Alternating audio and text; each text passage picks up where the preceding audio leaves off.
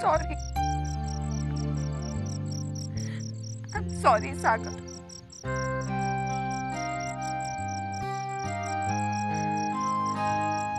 Sorry म्हणण्यासारखं काही झालेलं नाहीये. It's okay. नाही, it's not okay. It's not okay.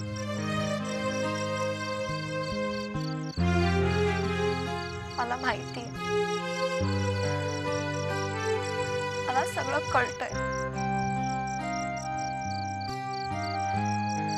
सागर, मी तुला सांगते मला काय होतंय ते.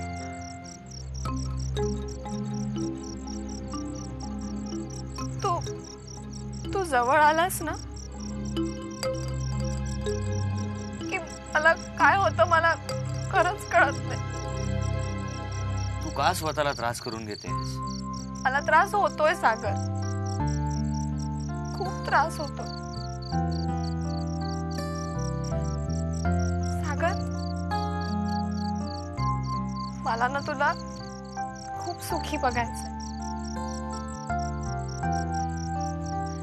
तुझ्या बरोबर मलाही सुखी व्हायचं. सागर, तुझा स्पर्श झाला ना. मुक्ता प्लीज. मला बोलू दे ना सागर.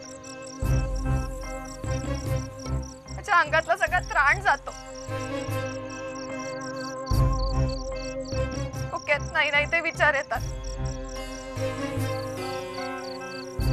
निदान आज बोलून मला माझं मन हलकं करू दे.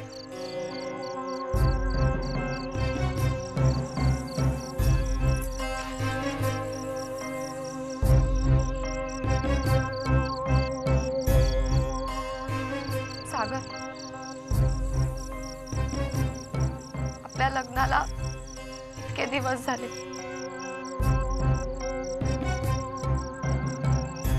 पण तरी एकदा सुद्धा आपण. मुक्ता, असं का होतंय सागर? मुक्ता, काही झालेलं नाहीये आणि काही बिघडलंही नाही. असं काय करते? हळूहळू सगळं नीट होईल. अगं, आपल्या पुढे अख्खं आयुष्य पडलंय. ही तर फक्त सुरुवात आहे. डोंट वरी.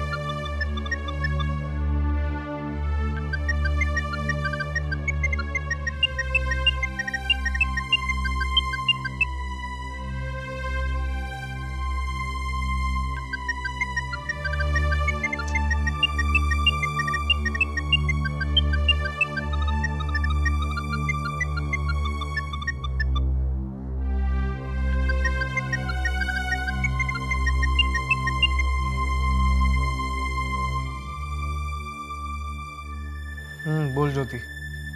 आहेस कुठे तू? इकडेच आहे. मुंबईच्या बाहेर वगैरे गेला होतास? नाही. का? नाही म्हणजे बऱ्याच दिवसात भेटला नाहीस म्हणून विचार. हा, काही नाही अगं, ते हे आपलं लग्नाची गडबड होती ना म्हणून. राकेश, मला वाटतं लग्न होऊन आता खूप दिवस झालेत.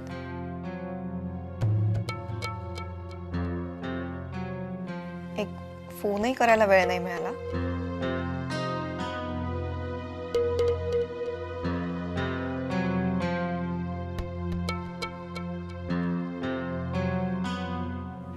झालंय काय?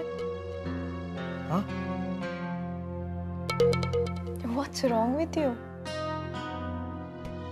तुला बरं नाहीये का? या या आय एम ओके.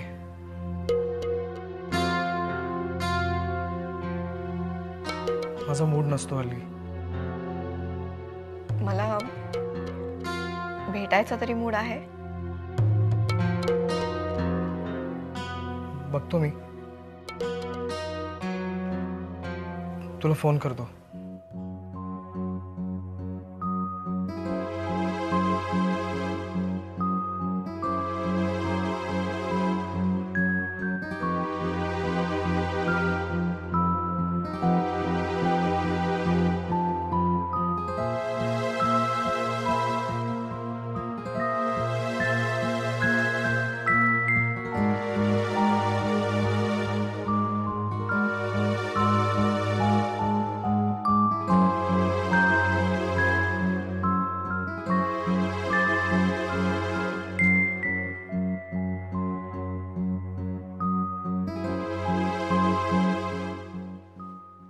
तुम्हाला अजून काही हवंय?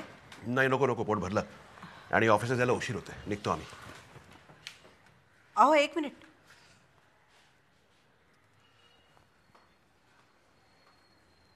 मध्यंतरी आपल्याकडे कार्य होतं, त्यामुळे विचारलं नाही म्हणून परत विचारते. विदुलाला हॉस्टेलला कधी पाठवताय?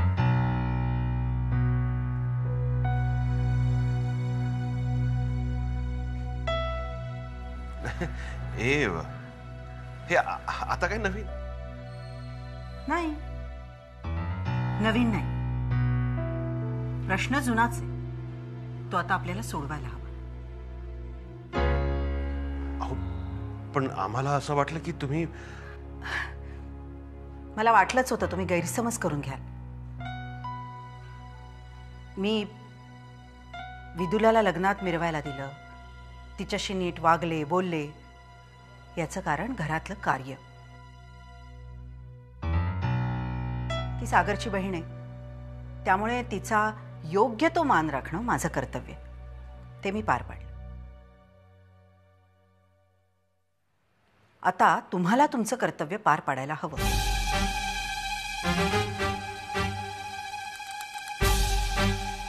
शालिनी, आपलं एवढं मोठं घर आहे, एवढी माणसं आहेत, त्यांच्यामध्ये ही राहिली तर काय बिघडतंय? आणि तुम्हाला तिचं काही करावंही लागत नाहीये. या विषयावर आपली खूप चर्चा झाली आणि तुम्ही कितीही नवीन नवीन मुद्दे मांडलेत ना, तरी मी माझं मत बदलणार नाही.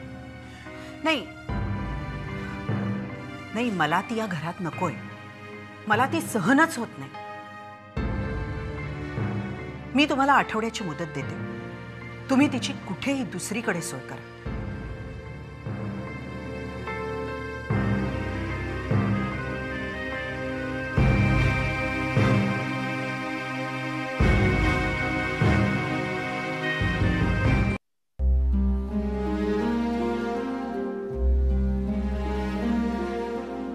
सर बोलावलं?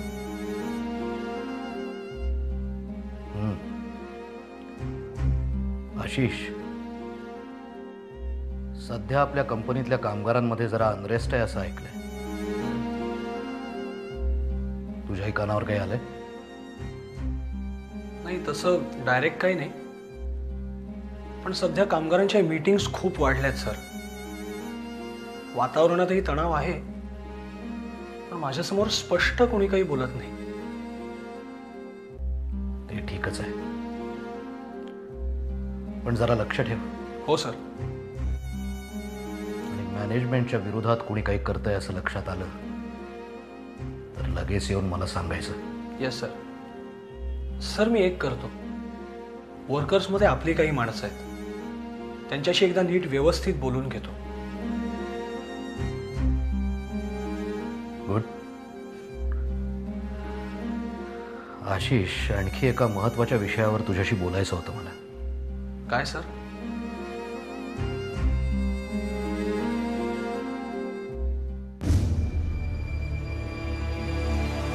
विद्या, बाबांचं काय चाललंय तुझ्या? खरं सांगू का सर, बाबा मला विशेष काही सांगतच नाहीत. आमचं रिलेशन कसं आहे तुम्हाला माहितीच आहे. त्यातून प्रीतीशी लग्न करणार हे ठरल्यानंतर त्यांनी माझ्याशी बोलणं जवळजवळ बंदच केलंय. तरीही तुम्ही एकाच घरात राहता, काहीतरी कानावर येत असेलच. बाबा सध्या कोणासाठी किंवा काय काम करतात हे काय मला माहित नाही, पण पैसे भरपूर कमावतात.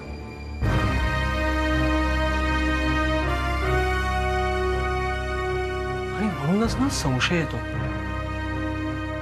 काहीतरी गडबड आहे सर. म्हणजे बाबांचं काम साधं सरळ नसावं असं वाटतं. आशिष, मी हे सगळं तुझ्याशी बोलतोय कारण आपल्या कंपनीतल्या अनरेस्टमध्ये तुझ्या बाबांचा हात आहे असं कानावर आलंय माझ्या. बाबांचे हात एवढ्या लांब पोचतील असं मला तरी नाही वाटत. You never know. माणसाने मनात आणलं तर तो काहीही करू शकतो.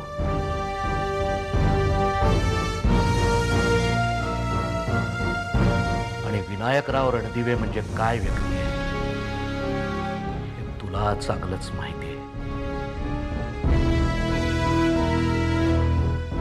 तेव्हा जरा लक्ष ठेव.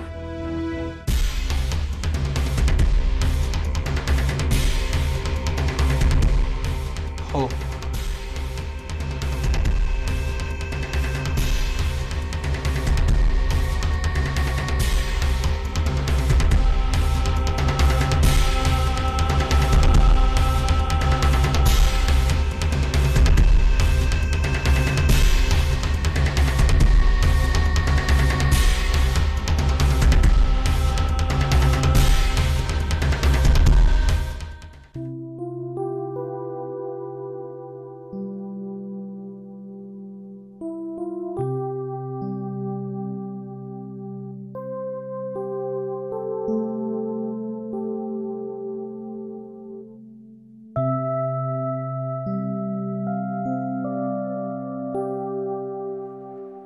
मा थोडं बोलायचं होतं.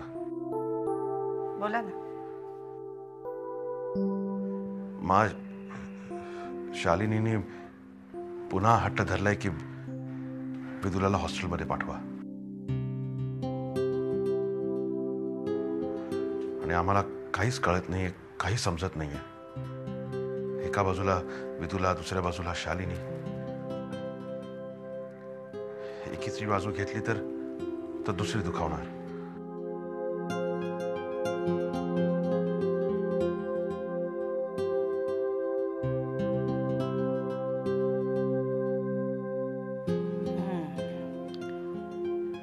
चमत्कारिक तिढा आहे खरा,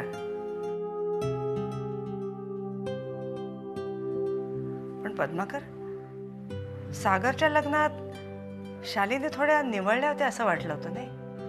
हो ना, आम्हाला सुद्धा वाटलं त्यांनी हट्ट सोडला. खूप बरं वाटलं होतं, खूप आनंद झाला होता आम्हाला. पण आता हे असं. मा, आम्ही विदुलाला हॉस्टेलमध्ये ठेवूनच येतो. या एका गोष्टीमुळे जर का या सगळ्या घराला शांतता मिळणार असेल ना तर आम्हाला काय किंवा विदुलाला कितीही दुःख झालं तरी चालेल. पण नाही, इतक्या घाईगर्दीने निर्णय घेऊन नाही चालणार. बघू, आपण काहीतरी प्रयत्न करू. शालिनींचा हट्ट आहे, मान्य आहे आम्हाला, पण त्या पोरीचाही विचार करायला पाहिजे ना. आम्हाला तर इतका लळा लागलाय ना त्यांचा.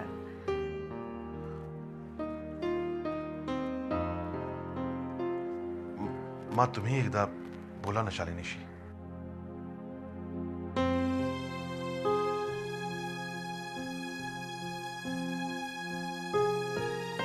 शालिनी आपल्या मतावर ठाम आहे, पण तरी सुद्धा आम्ही बोलून बघू त्यांच्याशी.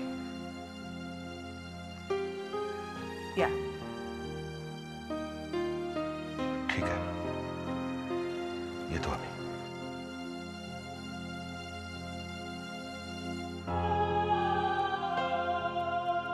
माणसाचं मन म्हणजे एक अथांग महासागर आहे म्हणतायत, ते काही खोटं नाही. साध्या सरळ स्वभावाच्या शालिनी या प्रश्नावर किती कठोर होऊ शकतात.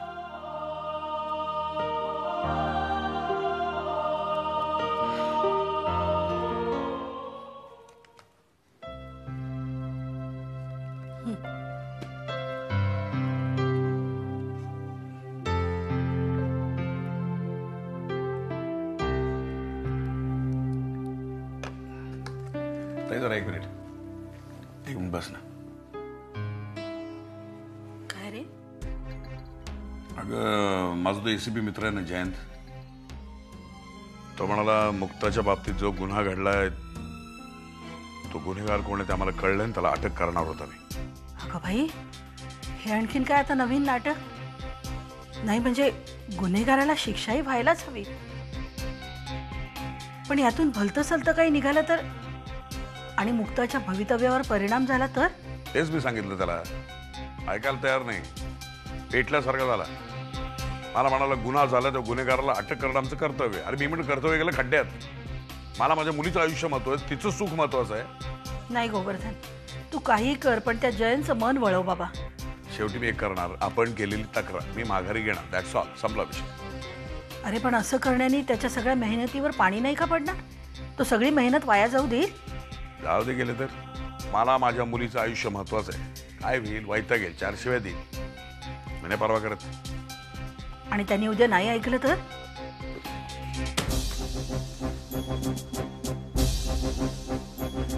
मी कायदा ताब्यात घेईल सांगतोय, कायमचं तोंड बंद करीत त्याचं मी. गोवर्धन, अरे किती चिडतोयस तू?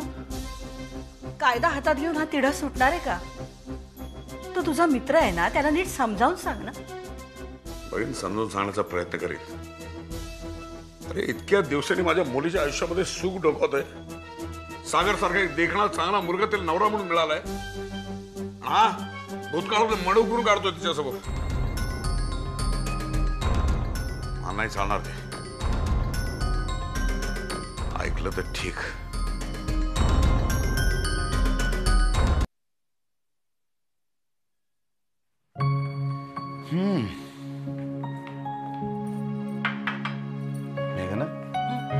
सुनामीला 1 वर्ष उलटून गेलं का? वेळ कसा जातो काही लक्ष देत नाही. बऱ्याच गोष्टी तुमच्या लक्षात येत नाही का?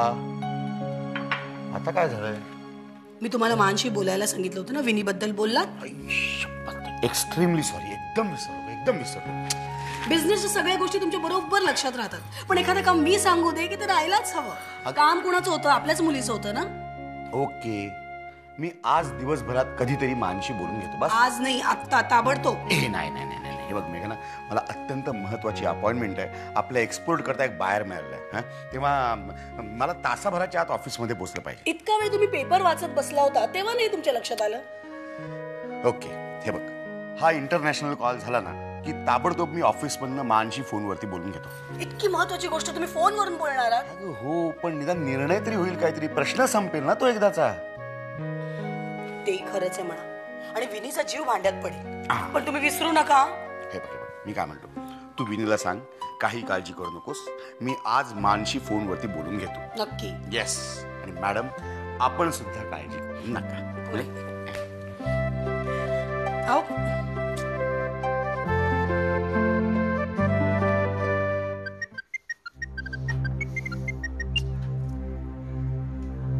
हॅलो. हॅलो काय हॅलो, कुठे आहेस तू? अरे सागर, तू मला भेटतो म्हणालास, पैसे देतो म्हणालास आणि गायबच आहेस. हा, गायब वगैरे झालो नाही, वेळ नाही मिळाला मला. म्हणजे इथे यायचं होतं आणि बुकिंग वगैरे करण्यात इतका बिझी झालो की खरंच वेळ नाही मिळाला. प्लीज थापा ठोकू नको या. तुझ्या मनात मला भेटण्याचंच नव्हतं. अरे आधी कधी भेटलो नाही का तुला? नाही, बरोबर आहे ना, आता तुझं लग्न झालंय मुक्ता बरोबर, त्यामुळे विजय आठवणार नाही तुला आता. हे बघ, उगाच नाटकं करू नकोस. खरं तेच बोलतोय सागर. आतापर्यंत मी पण नरमाईने घेतलं, म्हटलं आपला दोस्त आहे यार, पण आता नाही.